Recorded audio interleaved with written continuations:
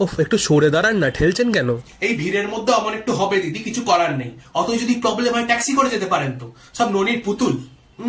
ট্রেনে ঢোকার আগে চুলগুলো বেঁধে উঠতে পারো না? চুলগুলো উড়ে উড়ে মুখে লাগছে, ফ্যাশন দেখানোর আর জায়গা পাইনি।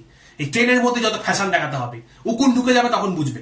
একটু চেপে বসুন না। দেখতে তো পাচ্ছেন জায়গা নেই, কোথায় জায়গা দেখছেন বসার? ওই বাচ্চাটাকে কোলে নিন না, তাহলেই তো জায়গা হয়ে যায়। ওই দুটো চায়ের ছাঁকনি আর একটা স্কচ বাইট দেবেন। বলছি ওই প্লাস্টিকের পিঠ চুলকানোর হাতগুলো নেই না?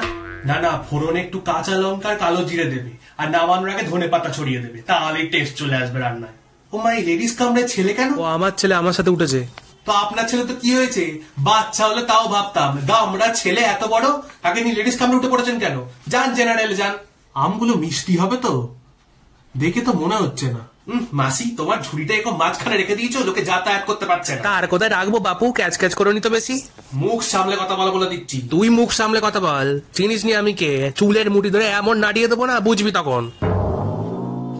অশিক্ষিত যত সব, এদের সাথে মুখ লাগানোই দেয়। এই তোমরা নামবে না তো নামবে না, যখন লোকের সামনে দাঁড়িয়ে আছো কেন? লোককে নামতে দাও, নিজেরাও নামবে না, কাউকে নামতেও দেবে না। সরে এখান থেকে, আপদ যত।